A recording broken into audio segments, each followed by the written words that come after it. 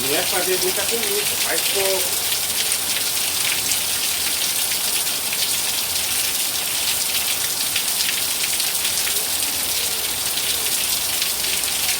Já não tá azedo não, senhora, tá bonzinho.